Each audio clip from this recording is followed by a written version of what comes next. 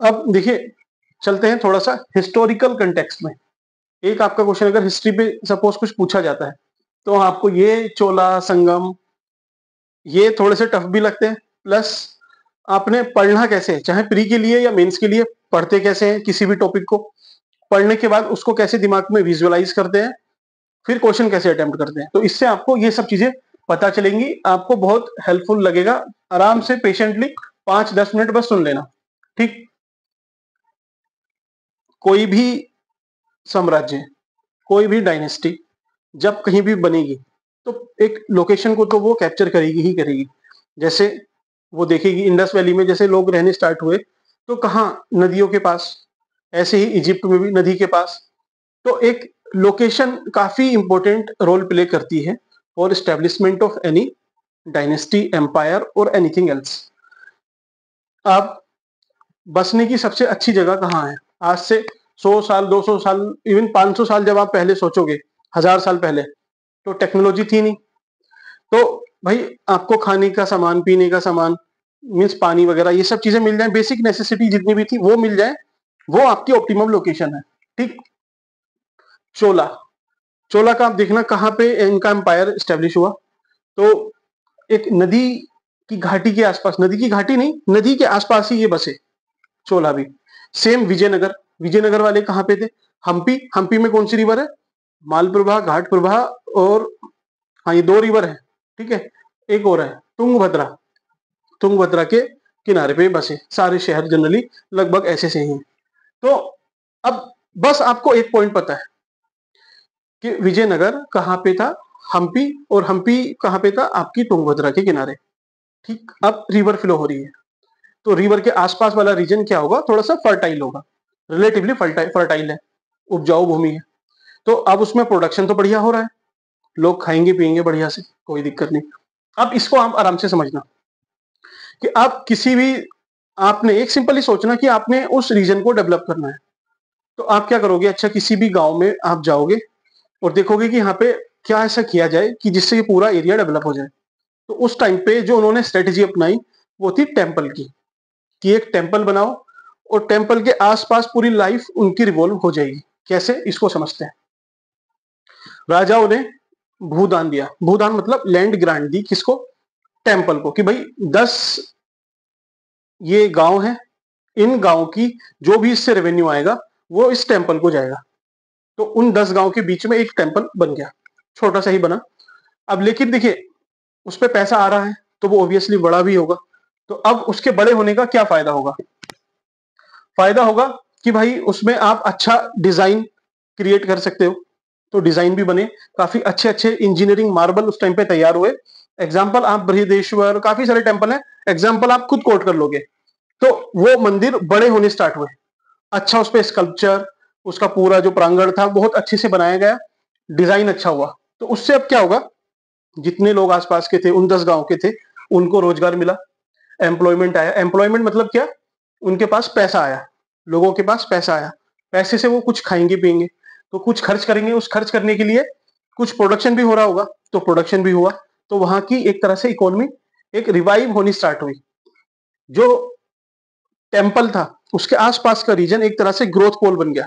अभी हम बोलते हैं ना कि सेज, या फिर दिल्ली, दिल्ली को डेवलप कर दो तो उसके आसपास का रीजन एनसीआर हो गया, फिर उसको एक्सपेंड करेंगे, बढ़ाएंगे, धीरे धीरे डेवलपमेंट पहुंचा देंगे। तो लगभग ऐसा ही टेम्पल का था कि वहां पे आपने टेम्पल को बना दिया, वो एक सेंटर बना, वो एक ग्रोथ पोल बन के तैयार हुआ, ट्रिकल डाउन इफेक्ट होना स्टार्ट हुआ, धीरे धीरे आसपास के रीजन तक उसके फायदे पहुंचे।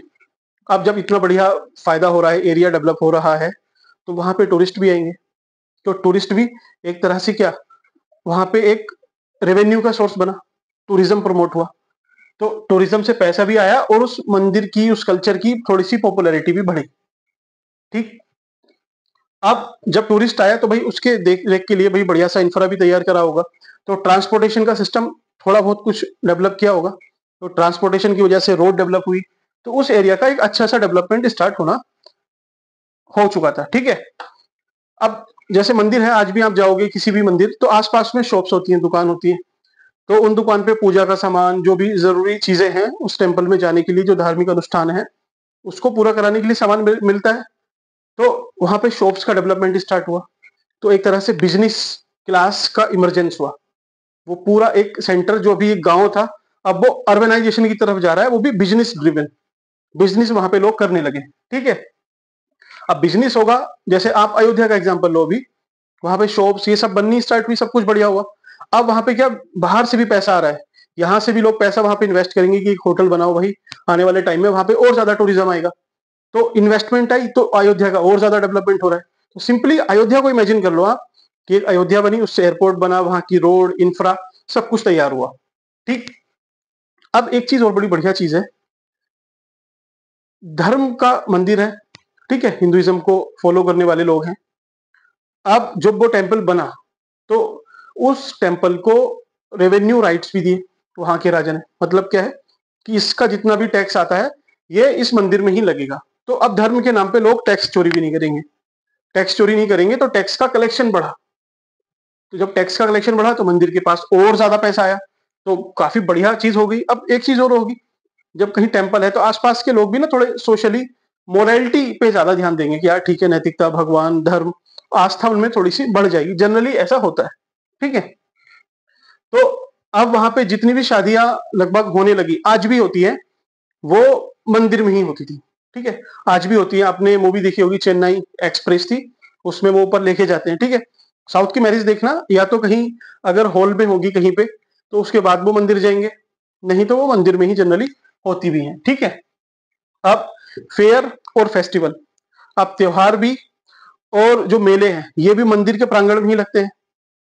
अभी भी लगते हैं, पहले तो ऑब्वियसली लगते ही होंगे। तो उससे क्या है कि भाई वहां का जो कल्चर है, जो यूनिटी है लोगों में आपस में, वो भी बढ़ी कि भाई कम से कम एक किसी फेयर पे या फिर फेस्टिवल पे हम सब लोग मिलेंगे, इकट्ठा होंगे, शादी में होंगे, तो उनमें यूनिटी, सोशल कोहेजन, ठीक है, ब्रदरहुड, ये सब बढ़ती है, बढ़ी भी।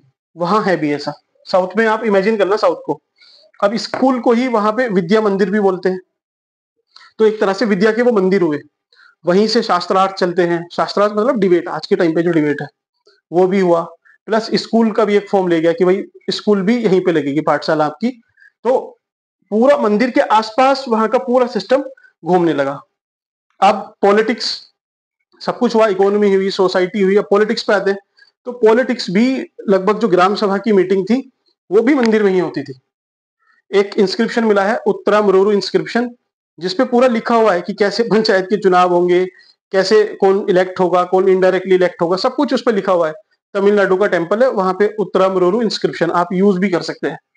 तो अब देखो, साउथ पे या चोला पे, विजयनगर पे, संगम पे कुछ भी क्वेश्चन आए तो आपको बस लोकेशन याद रखनी है कि अच्छा विजयनगर आपका तुंगभद्रा के किनारे, चोला, चोला ये कावेरी के रीजन में थे ना, हाँ वहां पे, और आपका संगम ये मदुराई के पास थी, जो वेगाई नदी के पास है। ठीक है, तो आप रिवर, उस रिवर की वजह से वहां पे फर्टिलिटी, फर्टिलिटी की वजह से वहां का राजा लैंड ग्रांट दे देगा टू टेम्पल। टेम्पल के पास टैक्स आएगा, डेवलपमेंट होगा, अच्छा डिजाइन क्रिएट होगा, रोजगार, अर्बेनाइजेशन, धीरे धीरे धीरे करके पूरी लाइफ टेम्पल के अराउंड सर्कुलेट होती है। अभी जो अभी विवाद चल रहा है, ये जो अपना आंध्र प्रदेश में है तिरुपति टेम्पल का, उसमें भी क्या है कि स्टेट के हैंड, मतलब स्टेट के पास ही है टेम्पल की पावर भी। तो पहले से ही जो टेम्पल है और जो स्टेट था, जो सरकार थी, वो राजा था, आपस में लगभग मिलके ही रहते थे। और टेम्पल का स्टेटस एक बहुत हाई था, नोबिलिटी क्लास काफी ऊपर थी। तो आई होप आपको ये समझ में आया। अगर नहीं आया तो आप मुझे बताना। सही लगा तो मुझे आप लाइक भी करके थोड़ा सा प्रमोट कर सकते हैं, ताकि मैं और ऐसी वीडियोस आपके लिए लेके आऊं। ठीक है, चलिए, थैंक यू।